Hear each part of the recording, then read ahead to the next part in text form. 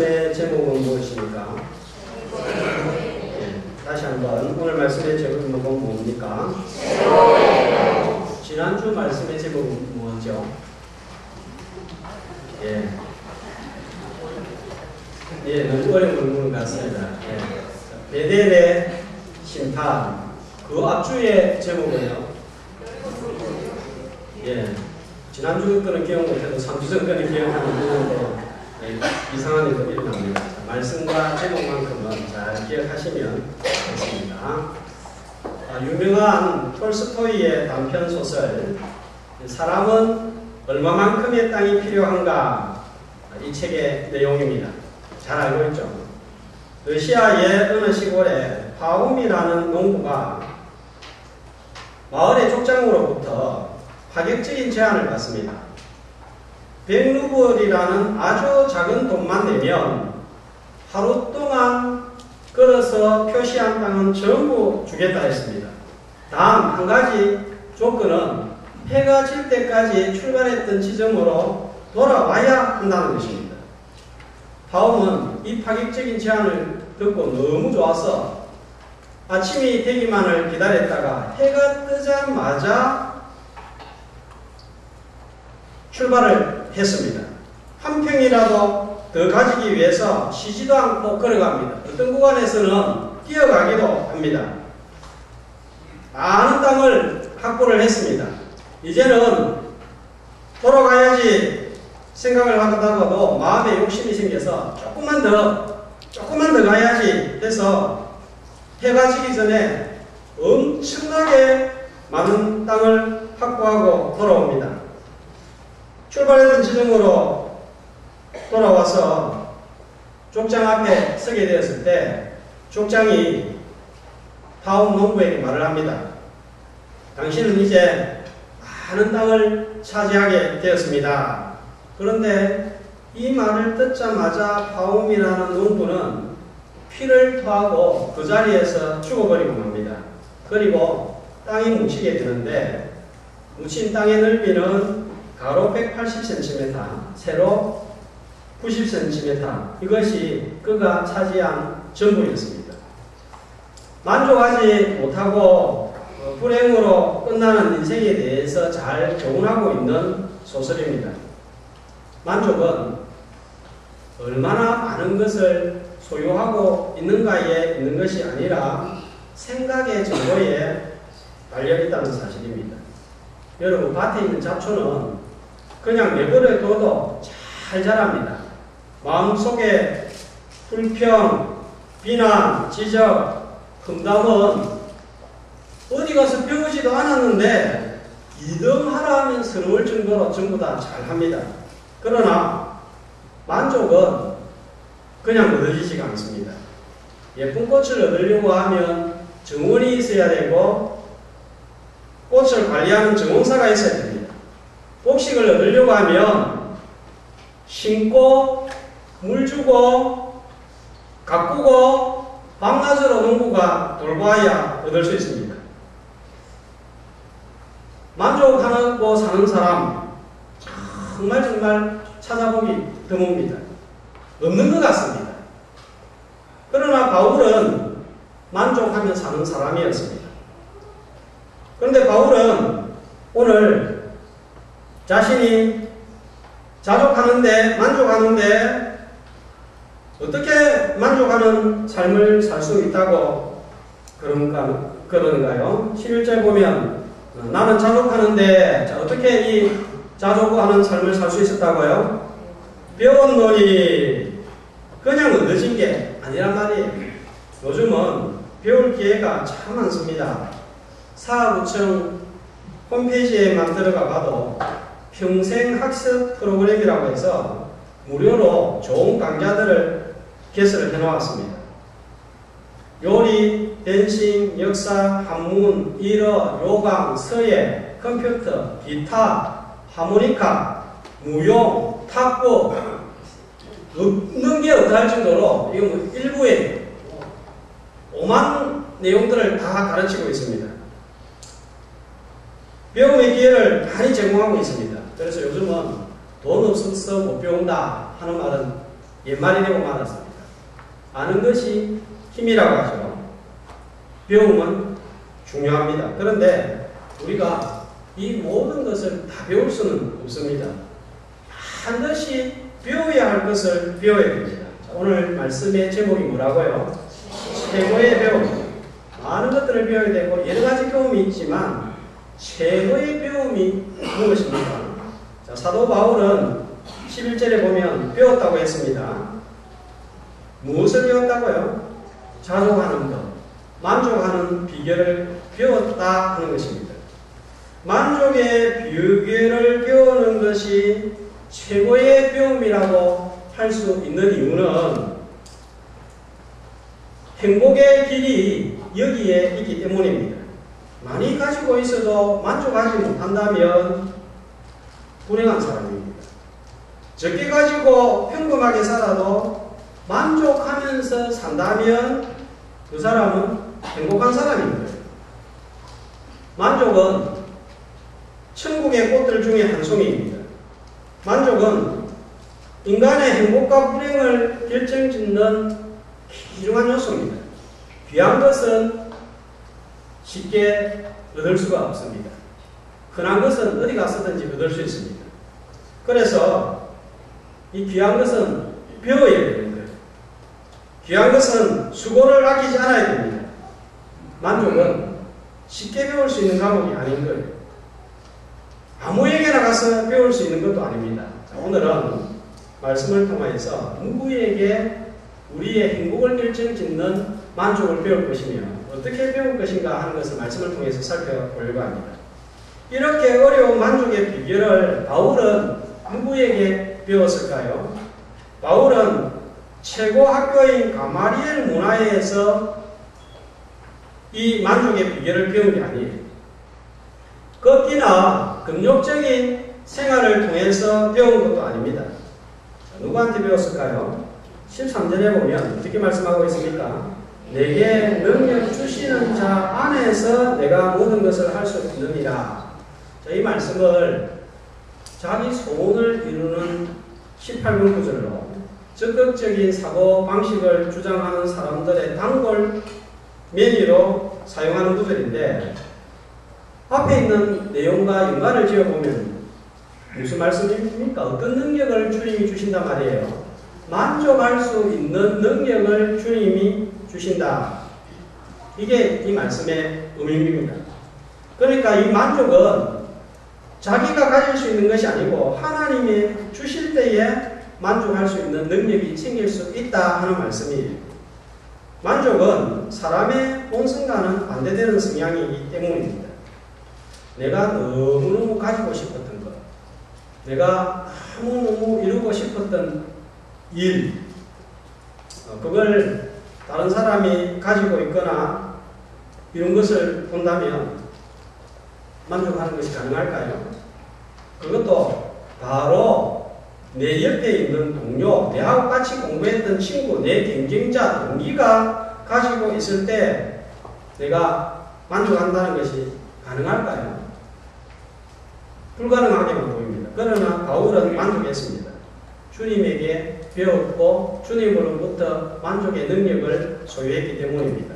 주님에게 잘 배워서 만족함으로 행복한 성도의 인생이 되시기를 주의 이름으로 축복합니다. 그러면 바울은 어떻게 배웠을까요?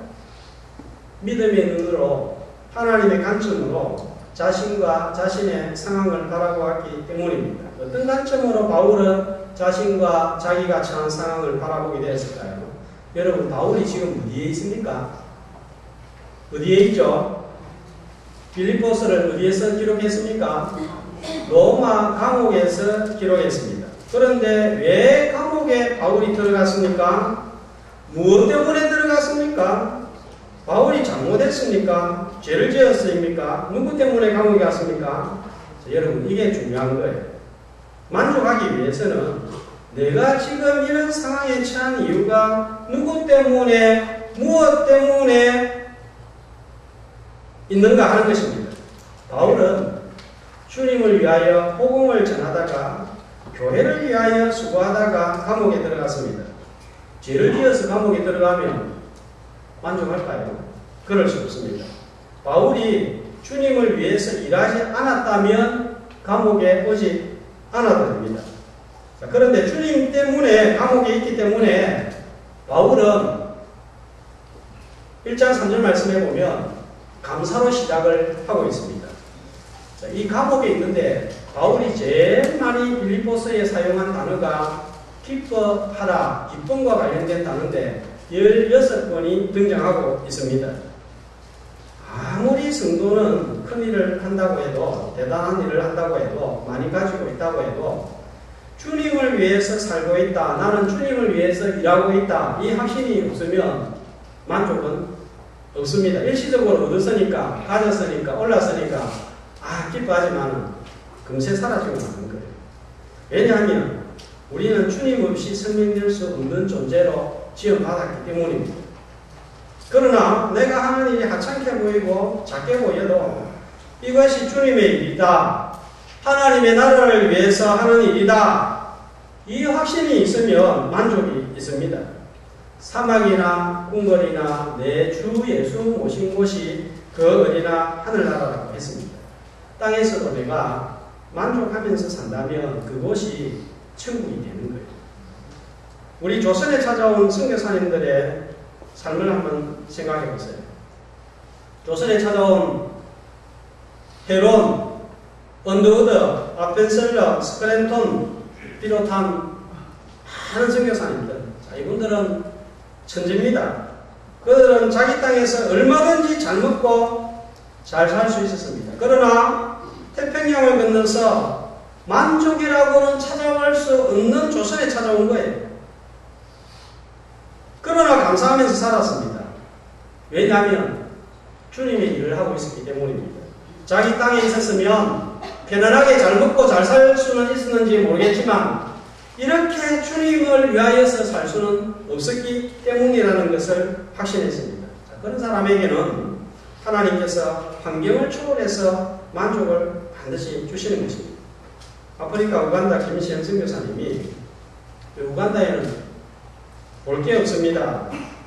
그런데도 자기는 우간다에서 선교 일을 할 수 있어서 너무 감사하고 행복하다 하는 이야기를 몇 번 들었습니다. 우간다에서 주님의 일을 하고 있기 때문입니다. 만약 아프리카에서 선교사가 환경을 보고 아이고 나는 여기서 뭐하나, 내 인생은 뭐냐, 언제까지 이렇게 살아야 되나 생각한다면 이보다 더 비참한 일은 없는 거예요. 자, 이것은 목회자, 선교사를 두고만 하는 말은 아닙니다. 우리가 행하는 일이 전부 다 마찬가지예요. 내가 어려움을 겪고 있습니까? 누구를 위한 어려움, 무엇을 위한 어려움입니까? 학생들이 공부를 하고 주부가 가정에서 가사를 돌보고 가장이 밖에서 일을 합니다. 그것이 주님을 위하여 하는 일이고 주님과 함께 하는 일이다. 자, 이런 믿음, 확신이 있습니까? 나는 물질을 어떻게 사용하고 있습니까? 이 성도는 아무리 많이 가져도 하나님께서 드리라고 하는 10의 1조를 드리지 않으면 많이 들어왔을 때는 좋죠. 그런데 그 심령 안에 참 만족이 없는 거예요. 차 사고 나면 집 사고 싶고, 집 사고 나면 요트 사고 싶고, 요트 사고 나면 비행기 사고 싶고, 비행기 사고 나면 잘 모르겠지, 그 다음에 사고 싶은지 해서 우주선 사고 싶고 그런 거예요. 물질에 주님이 함께 하신다는 확신이 서지 않으면 물질을 아무리 많이 가져도 만족은 없는 거예요. 자, 시간은 어떻게 사용하고 있습니까? 주님과 함께 한다는 확신이 있습니다. 교회 일을 한다고 다 만족하는 것은 아니에요. 어떤 마음으로 합니까? 교회 일을 하면서도 딴 마음, 딴 목적으로 할 수 있습니다. 자, 그렇기 때문에 목회자들은 더욱더 조심해야 됩니다. 자기 욕심으로 야망으로 하는 것인지 정말 주님을 위한 것인지 알아야 됩니다. 교회 봉사를 하면서도 교회 일하니까 무조건 이거는 주님 일이야, 이게 아니에요. 얼마든지 교회 봉사를 하면서 내 목회 일을 하면서도 자기 영적 야망을 위해서 일하면서 주님 위해서 일한다고 생각하는 착각에 빠지면 만족이 없습니다. 큰 교회이든 작은 교회이든 농촌이든 도시든 내가 주님 위해서 일하고 있다. 분명히 이렇게 생각하면, 그렇게 일한다면 위로가 있고 만족이 있습니다. 어디에서 어떤 일을 하느냐를 주님이 보시는 것이 아니라 주님을 위해서 일을 하느냐 아니냐를 주님이 보고 계시기 때문입니다. 내가 하는 일이 주님을 위해서 일하고 있지 않다 하면 주님을 위해서 일하는 방향으로 돌아설 줄 알아요. 주님은 우리에게 주님을 위해서 일할 때에 만족할 수 있도록 영혼을 부여하셨기 때문입니다. 내가 하고 있는 일과 사용하는 시간, 물질, 주님을 위해서 사용하고 일하는 방향으로 바꾸어서 만족이 있는 믿음 생활 되시기를 주의 이름으로 축복합니다. 만족하기 위해서 가져야 될 믿음의 관점, 주님의 관점. 두 번째는 지금의 내 상황이 나에게 꼭 필요하기 때문에 하나님께서 허락하셨다 하는 사실을 인정하고 받아들이는 것입니다. 우리는 상황이 어려워지면 쉽게 불평이 나오고 어떻게 하면 여기에서 벗어날까? 이것부터 제일 먼저 생각합니다. 저도 마찬가지. 그런데 바울은 빌립보스에서 로마 감옥에 있으면서 하나님, 이 감옥에서 얼른 빨리 빠져나가게 해주세요. 또 빌립보 성도들에게 내가 빨리 감옥에서 빠져나올 수 있도록 기도해 주시오. 이런 내용이 하나도 없습니다. 오히려 그냥 감옥에 있으면서 감사하다고 그러고 기뻐한다고 반복해서 계속 바울은 전하고 있습니다. 왜 그럴까요? 감옥 생활이 힘들지만 하나님께서 필요하기 때문에 자신을 보내셨다. 이 사실을 분명히 인정하고 믿었기 때문입니다. 빌립보서 1장 12절 말씀을 한번 보세요. 바울이 뭐라고 합니까? 감옥에 갇혀 있는 것이 복음 전파에 유익하다. 이렇게 전하고 있습니다. 바울이 감옥에 갇혀 있는 것이 복음의 진전이 되었다는 것은 말도 안 되는 소리예요. 그런데 바울은 내가 당한 일이 도리어 복음 전파의 진전이 된 줄을 너희가 꼭 알았으면 좋겠다. 감옥에 나가서 바울이 복음을 전했다면 훨씬 효과적이었을 것입니다. 교회가 세워져도 로마에 벌써 10개, 20개는 세워졌을 거예요. 그러나 바울은 오히려 내가 감옥에 들어와서 더 복음이 진전이 있다. 하나님 보시기에는 이유가 있었던 것입니다. 바울이 감옥에 있으면서 한 일이 뭡니까? 무슨 일을 했죠? 지나온 교회들에게 편지를 읽었습니다. 그 중에 한 권이 빌립보서입니다. 에베소에다 적었습니다. 골로새에다가 적었습니다. 디모데 개인에게도 편지를 보냈습니다. 빌레몬에게도 보냈습니다. 편지를 5차례 보냈는데 이 5차례의 편지가 무엇이 되었습니까? 하나님의 말씀, 성경이 된 거예요.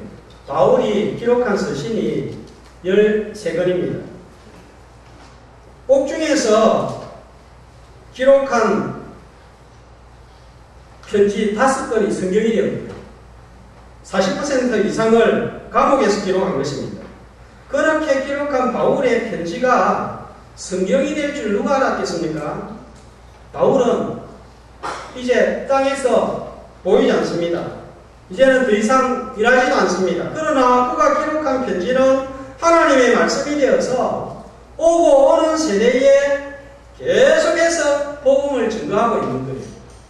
바울이 활동한 기간은, 주님을 위해 수고한 기간은 수십 년밖에 안 됩니다. 그러나 바울이 기록한 편지는 지금 얼마나 역사하고 있습니까? 얼마의 기간 동안 살아있습니까? 2000년 동안 살아 움직이고 있는 거예요. 앞으로도 역사할 것입니다. 바울이 살아있을 때 전한 복음보다 감옥에서 기록한 편지가 더 큰 영향력을 발휘하고 있습니다. 이렇게 놀라운 일이 어디에서 일어났습니까? 감옥 밖에서 일어난 것이 아니라 감옥 안에서 일어날 줄 누가 알았겠습니까? 바울에게 감옥은 악조건이 아니라 하나님의 뜻을 이루는 가장 적합한 환경이었습니다. 내가 감옥에 있으면 감옥 밖에 있는 사람들을 부러워합니다. 가진 사람, 높은 자리에 있는 사람, 내가 원하는 것을 이룬 사람을 보면 아 좋겠다 부러워합니다. 좀 더 심하면 나는 하루하루가 이렇게 힘든데 너는 뭐가 좋아서 그렇게 웃고 다니냐? 나는 이렇게 없는데 너는 왜 그렇게 많이 가졌느냐? 남의 환경을 부러워하고 가까이에 그런 사람이 있다면 이전에는 내보다 훨씬 못한 처지에 있던 사람이 내보다 훨씬 좋은 처지에 놓이게 되면 마음 관리 잘못하면 시기심마저 일어납니다. 너무 부러워하지 않도록 해야 됩니다. 하나님께서 나를 이 상황에 두셨다면 이유가 있고 환경이 필요하고 유익하기 때문입니다. 내가 높은 자리에 올랐다면 부자였다면 지금처럼 하나님을 찾고 하나님을 바라볼까요? 이렇게 내가 힘들고 어려워도 하나님을 찾지 않는데 등 다시고 배부르고 내가 하는 대로 일이 척척 진행되면 내가 하나님을 잘 믿었을까요? 벌써 믿음에서 파손해버리지는 않았을까요? 지지난주에 유명 연예인의 남편이 만취 상태로 자신의 외제 승용차에 4명을 태우고 운전을 했다가 함께 연애활동을 하던 19살, 20살짜리 후배 연예인 지망생이 그 자리에서 사망하고 2명은 크게 부상을 입고 자신은 너무 괴로워서 자해를 했다는 뉴스를 듣고 보았습니다. 저 가정은 어떻게 되며 아내는 자녀는 어떻게 될까? 사망한 가족들의 심정은 어떨까 생각해 보니까 정말 끔찍하고 비참한 거예요. 그러면서 드는 생각이 차라리 저분은 외제 승용차 타지 않을 정도의 행편이었다면 더 좋지 않았을까? 마음대로 고급 술집에서 술을 마실 수 있는 돈이 없었다면 더 좋지 않았을까? 오히려 고급 승용차와 많은 여유가 인생을 저렇게 만들어 놓은 것은 아닐까 하는 그런 생각이 들었습니다. 자주 드리는 말씀이지만 얻었다고 다 얻은 것이 아니고 잃었다고 다 잃은 것이 아닙니다. 얻고서도 잃는 것이 있고 잃고서도 얻는 것이 있습니다. 감옥에 갇혀 있다고 다 필요 없는 것이 아니고 감옥 밖에 있다고 전부 자유로운 것도 아닙니다. 감옥에 있어도 얻는 것이 있고 감옥 밖에 있어도 잃는 것이 있습니다. 어떤 분들은 건강하고 잘 나갈 때는 하나님을 찾지 않고 마음대로 살았습니다. 그러나 어떤 분들은 병이 들고 길이 막히고 위에서 떨어지고 난 다음에 오히려 하나님을 겸손하게 진심으로 찾고 감사하고 찬송했습니다. 그분에게는 질병이 막힘이 떨어짐이 필요했던 것입니다. 내가 나에게 필요하다고 생각하는 상황과 주님이 나에게 필요하다고 생각하는 상황이 맞지 않을 때가 많습니다. 누구의 생각이 옳겠습니까? 순간적으로는 내 생각이 옳다고 생각하지만 좀 지나가 보면 내 생각이 틀렸습니다. 군인들이 훈련을 마치고 전방에 배치를 받고 후방에 배치를 받는 사람도 있습니다. 공수부대에 배치를 받기도 하고 특공대에 배치를 받기도 합니다. 자, 그래서 나누는 이야기가 후방이 전방보다 편하다. 공수부대가 그래도 특공대보다는 편하다 이야기를 합니다. 여러분 어디가 편합니까? 최후방 부산 해운대 해수욕장 부근에서 여름이면 해수욕장 하는 것을 바라보면서 근무하는 군인한테 편하냐고 물어보세요. 뭐라고 대답할까요? 힘든다 합니다. 못하겠다 합니다. 군인한테 여러분 편안한 곳이 있습니까? 없습니다. 이전에는 방위가 다들 편안하다고 많이 무시를 했습니다. 그래서 북한이 남한에 쳐들어오지 못하는 이유가 방위들 도시락 안에 뭐가 들어있는지 몰라서 쳐들어오지 못한다고 현역들이 이 허소문을 막 퍼뜨리고 다녔습니다. 그만큼 현역들이 눈에 보기에는 방위가 힘들게 보였나 봅니다. 방위한테 편하냐 물어보면 뭐라고 대답하는 줄 아세요? 이럴 줄 알았으면 차라리 현역 갔을 것이다. 그래 대답을 합니다. 그러니까 여러분 비교하면 안 되는 거예요. 다른 데는 다 힘들고 어렵습니다. 현역과 방위, 전방과 후방 비교하면 안 되는 거예요. 알고 보면 다른 어려움이 있을 뿐입니다. 아, 저 사람은 참 좋아 보인다. 편안해 보인다.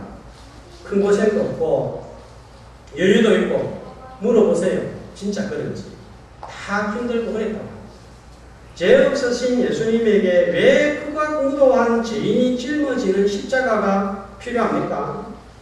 아무 필요가 없는 거예요. 그런데 십자가 지고 달려 돌아가셨습니다. 도무지 이해할 수 없는 일입니다. 그런데 하나님 편에서는 분명한 이유가 있었습니다. 나를 구원하기 위함이었습니다. 우연이 아니었습니다. 필요가 없다고 생각하는 사망의 골짜기 갈고리에 하나님의 뜻이 있었습니다. 성도에게 우연이란 없습니다. 주님은 지금 내 상황이 내한테 꼭 필요하다고 유익하다고 생각하기 때문에 이 상황을 주셨다는 사실을 기억하고 인정하고 믿음으로 만족이 있는 믿음 생활 되시기를 축복합니다. 주님이 나를 이 자리에 필요해서 내한테 제일 적합하기 때문에 이 환경을 허락하셨다 인정하고 믿음으로 받아들이면 자연스럽게 나오는 반응이 있습니다. 뭘까요? 하나님이 나를 이 자리에 있게 하셨다. 그러면 이 자리에서 할 수 있는 일을 하는 거예요. 이유 없이 내가 이곳에 있는 것이 아니고 주님이 보내셨으니까 여기에 일을 잘 감당하는 것입니다. 바울은 감옥 안에서 아까 뭘 했다고 그랬죠? 편지를 찍었습니다. 그것이 바울이 할 수 있는 일이었습니다. 그랬더니 하나님의 말씀인 성경을 기록하게 되었습니다. 또 바울이 감옥에서 한 일이 무엇인가요? 감옥 밖에서 하던 전도를 감옥 안에서도 했습니다. 자, 1장 13절을 한번 보시면 좋겠습니다. 감옥 안에서 어떤 일이 일어났습니까? 13절에 보면 나의 매임이 그리스도 안에서 모든 시대왕과 그 밖의 모든 사람에게 나타났으니 복음을 전한 것입니다. 그래서 매여 있는 동안에 전하니까 바울에게 있는 복음, 주님이 감옥 안과 감옥을 지키고 있는 간수들, 관계자들에게 전해졌습니다.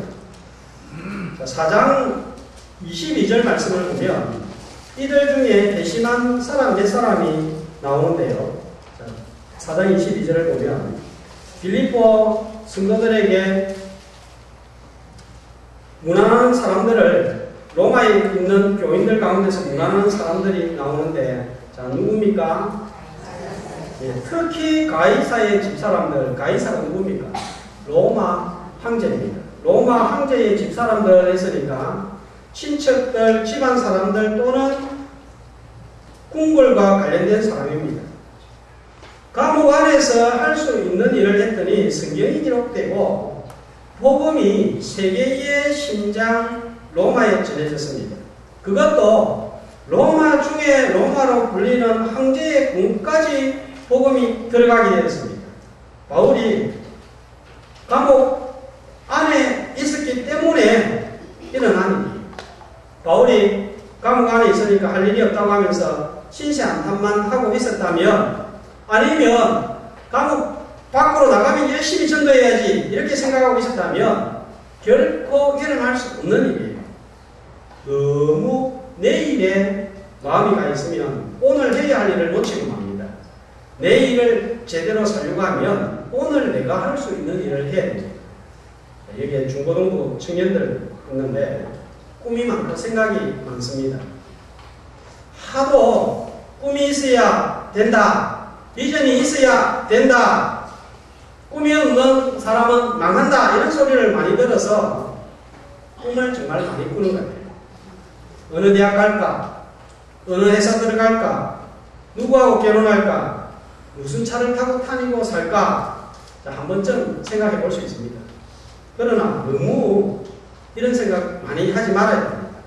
내가 생각한 학교, 회사에 들어가는 사람, 내가 이상형으로 생각하는 사람과 결혼하는 사람 거의 없습니다.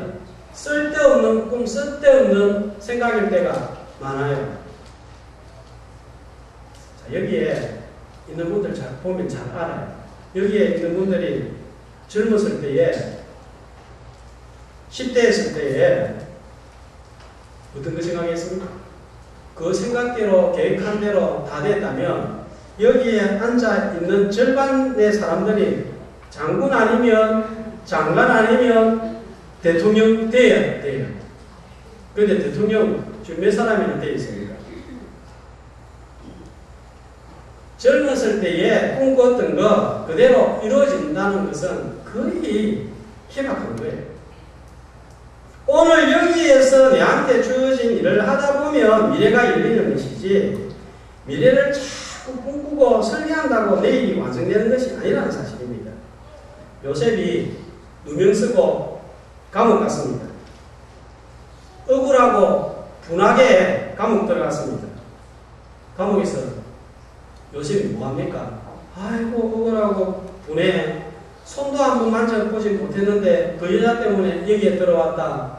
땅을 치면서 통곡하고 신시한탄하지 않았습니까? 무엇을 했습니까? 창세기 39장 22절은 요셉이 한 일을 이렇게 말씀하고 있습니다. 같이 관수장이 옥중 제수를 다 요셉의 손에 맡김으로 그 재반 사무를 요셉이 처리하고 재반 사무 감옥의 일을 맡겼는데 요셉이 그걸 다 처리했습니다.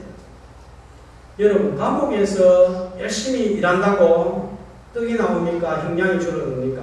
그냥 재수일 뿐입니다. 그런데도 요셉은 간수장이 시키는 일을 열심히 처리했습니다. 나중에 누구를 만납니까? 술 맡은 간원장, 떡 맡은 간원장을 만납니다. 간수장이 맡긴 일 잘하니까 저 사람들 좀 잘 돌봐라. 그래서 돌보는데 또 이야기 잘 들어주었더니 나중에 총리가 되었습니다. 요셉이 감옥에 있으면서 나는 감옥 밖에 나가서 반드시 총리가 돼야지 이런 생각을 한 게 아니 그냥 감옥 안에서 재반 사무를 맡겼는데 그걸 열심히 처리하다 보니까 총리가 된 것입니다. 오늘 감옥에서 맡겨준 일을 감당했더니 내일은 궁궐에서 총리가 된 거예요. 바울이 감옥에서 만족한 이유는 감옥 안에서 할 수 있는 일을 했기 때문입니다. 만족하는 것 배워야 얻을 수 있습니다. 그런데 하루 이틀 배워가지고 되는 게 아니에요. 언제 배워야 됩니까? 날마다 배워야 됩니다. 왜 날마다 배워야 됩니까? 우리는 날마다 만족 못하기 때문입니다. 그래서 하나님의 관점으로 상황을 바라보고 자신을 바라볼 수 있도록 자꾸 잘못된 관점을 조정을 하는 거예요. 자, 오늘 내가 어떤 상황에 처해 있습니까? 감옥입니까? 어둡습니까? 어렵습니까? 무엇 때문에 누구 때문에 지금 이 상황에 놓이게 되었는지를 확인하고 주님을 위한 일들로 바꿔야 합니다. 주님이 필요해서 이 안경을 주셨다는 사실을 믿어야 됩니다. 그리고 지금 할 수 있는 일을 잘 감당함으로 감옥 안에 있든지 감옥 밖에 있든지 만족하며 사는 주의 백성들이 되시기를 주의 이름으로 축복합니다.